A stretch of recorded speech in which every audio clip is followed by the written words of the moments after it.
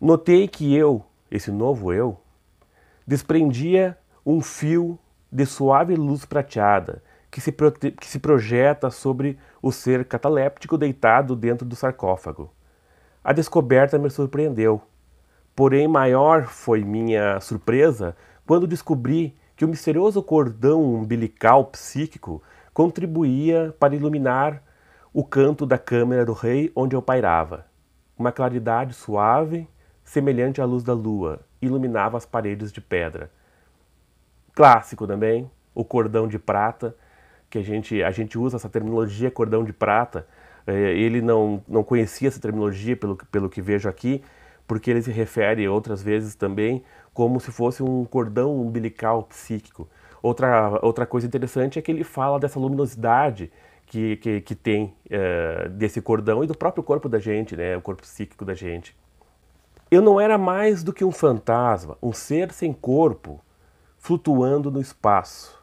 Compreendi porque os sábios egípcios de outrora representavam nos seus hieróglifos a alma em forma simbólica de um pássaro. Senti incrível leveza, como se tivesse um par de asas e voasse qual um pássaro que levanta o voo, rodeando em volta de um ponto, tão livre que estava flutuando no grande vácuo que me cercava. Sim, o simbolismo do pássaro era muito acertado. Desprendida minha alma do seu invólucro mortal, levantou o vôo no espaço, abandonando o corpo que lhe servia de habitat. Agora estava com o outro corpo etéreo e extremamente leve. Olhando o mármore frio em que jazia meu corpo, surgiu na minha mente uma singular ideia. Ou melhor, foi uma compreensão brusca que tomou forma nas seguintes palavras insonoras. Este é o estado da morte. Agora eu sei que sou uma alma, que eu posso existir separadamente do corpo. Sempre acreditarei nisso, porque eu experimentei. E isso é outra coisa que sempre se ouve falar daqueles que praticam a projeção astral. Eles sempre dizem, eu não acredito em vida após a morte, eu tenho certeza, porque eu experimentei. Essa noção se aferrou a mim tenazmente, enquanto permanecia suspenso no ar, acima do meu próprio corpo abandonado e sem vida. Comprovei a sobrevivência da maneira mais satisfatória a meu ver, isso é, pela experiência de morrer e ser vivo. Continuei observando os restos mortais que havia deixado. De certo modo, me fascinavam. Era eu aqui, esse corpo sem vida, que durante tantos anos considerei como se fosse eu. Naquele momento, vi com toda clareza que era apenas a massa de substância carnal desprovida de consciência e de raciocínio.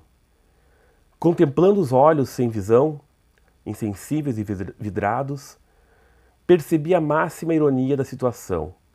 Meu corpo terrestre havia me aprisionado, retendo meu verdadeiro ser, obrigado a caminhar de um lado para o outro na superfície do globo, nascido num organismo que tanto tempo confundi como meu verdadeiro eu. Agora eu era livre. A força da gravidade não atuava no ar, e a estranha sensação de estar meio suspenso e em pé persistia. A meu lado, de súbito, apareceu o sacerdote ancião. Grave e solene, levantou os olhos para o céu, deixando perceber seu rosto mais enobrecido ainda, e com reverência lançou esta prece. Ó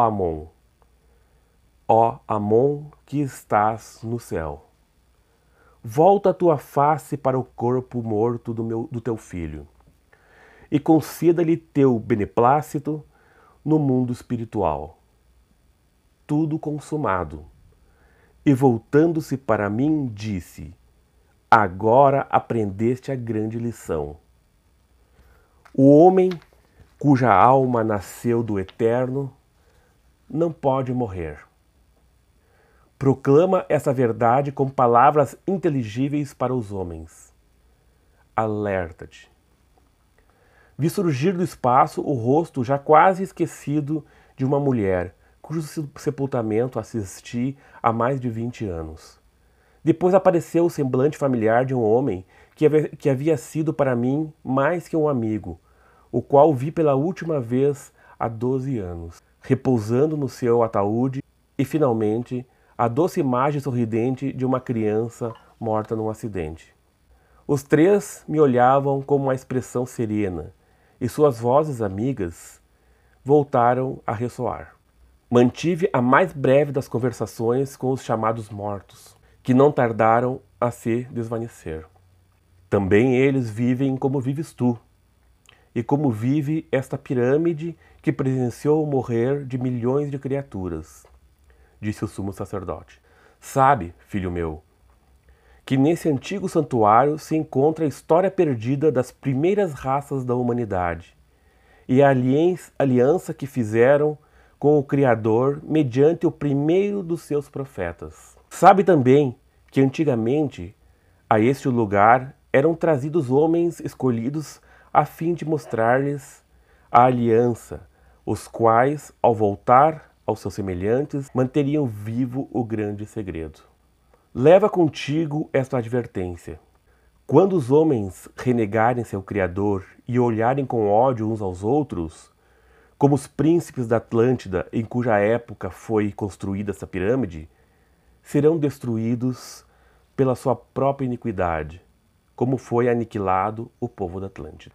Não foi o Criador quem fez submergir a Atlântida, mas o egoísmo, a crueldade, a cegueira espiritual dos habitantes dessas ilhas condenadas.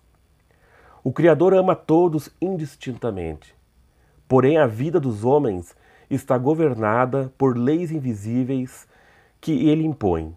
Leva, pois, essa advertência contigo. No meu íntimo nasceu um grande desejo de ver essa misteriosa aliança. O sacerdote devia ter lido meu pensamento, pois se apressou a dizer: todas as coisas vêm ao seu devido tempo. Ainda não, meu filho, ainda não. Senti-me desapontado. Fitou-me durante alguns instantes. A nenhum homem do teu povo foi permitido vê-la ainda. Mas porque és versado nesses assuntos e vieste aqui com o coração aberto e compreensivo, é justo que recebas alguma satisfação. Vem comigo. Passou-se então algo estranho. Parecia-me cair em estado comatoso. Minha consciência se enevoou momentaneamente e quando me recuperei, percebi haver sido transportado para outro lugar. Estava num longo corredor, apenas iluminado, embora não se vissem lâmpadas nem janelas.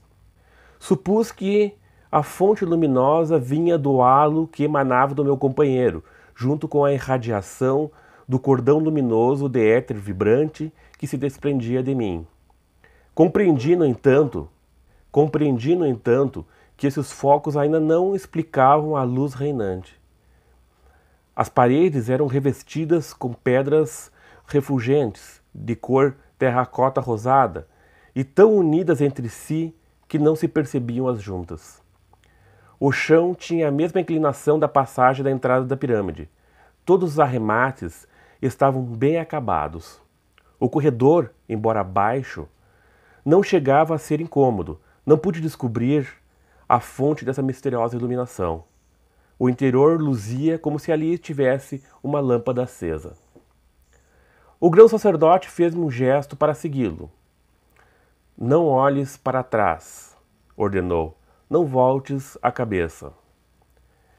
Caminhamos um trecho, descendo. Chegamos ao fim do corredor e paramos diante de uma entrada para a grande câmara com o aspecto de um templo. Sabia perfeitamente que me encontrava dentro ou embaixo da pirâmide, porém não sabia onde ficava essa passagem. Onde ficava essa passagem e aquela câmara. Nunca as tinha visto antes. Senti-me extremamente excitado por aquela impressionante descoberta. Curiosidade invencível se apoderou de mim para averiguar onde estava essa entrada. Finalmente, como se fosse arrastado por um impulso imperioso. Voltei a cabeça e dei uma rápida espiada, ansioso por ver uma porta oculta. Entretanto, não reparei por onde havia passado. Contudo, no extremo oposto da passagem, onde devia haver uma abertura, não vi nada senão os grandes blocos visivelmente cimentados. Estava olhando uma parede. Nesse momento, uma força irresistível me arrastava. A cena se anuviou e encontrei-me de novo flutuando no espaço. A gente percebe ali que ele, claro, ele atravessou uma parede, né? Por isso que quando ele olhou para trás, ele viu uma parede. E interessante que agora, recentemente, se não me engano, uma semana atrás deste vídeo aqui, foi descoberto realmente que existe uma câmera oculta dentro da pirâmide. Porém, como se não se pode mais fazer buracos, cavar na pirâmide como se fazia antigamente, eles fizeram apenas por um tipo de, digamos assim, entre aspas, um tipo de ressonância, digamos assim, aonde foi capaz de se detectar que existe uma câmera que ainda não foi descoberta, que ela está lá, existe aquele local.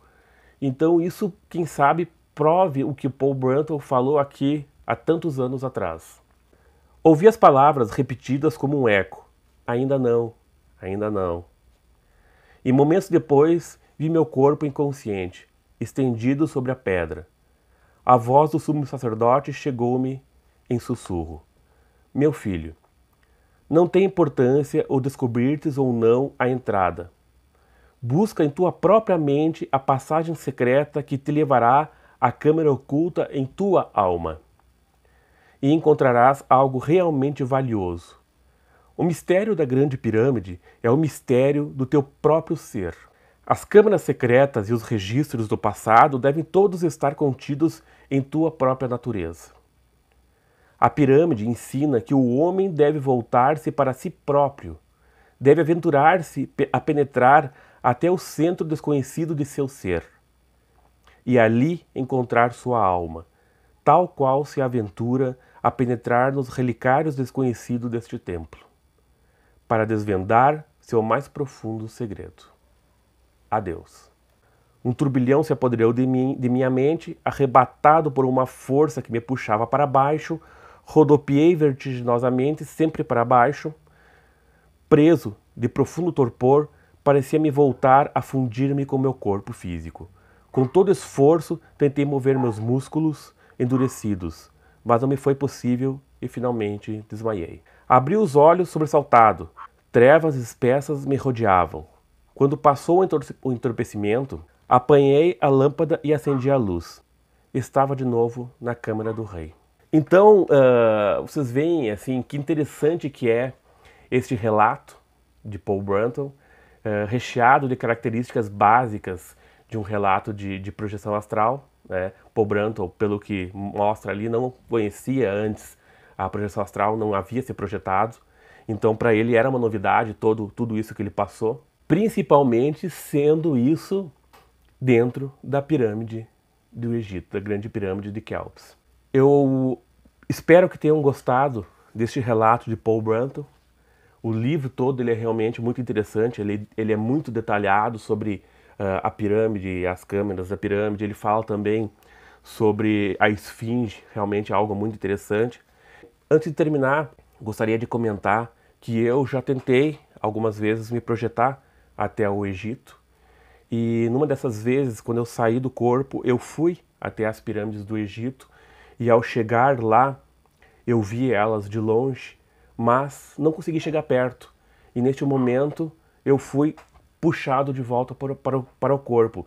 Eu nunca entendi muito bem o motivo de eu não conseguir entrar na pirâmide, não conseguir chegar lá e entrar na pirâmide. Penso eu, lendo este relato, que realmente não me foi permitido entrar dentro da pirâmide, até porque existe essa proteção dentro da pirâmide desses espíritos protetores, como ele viu pela clarividência logo no começo, que são bem assustadores, né?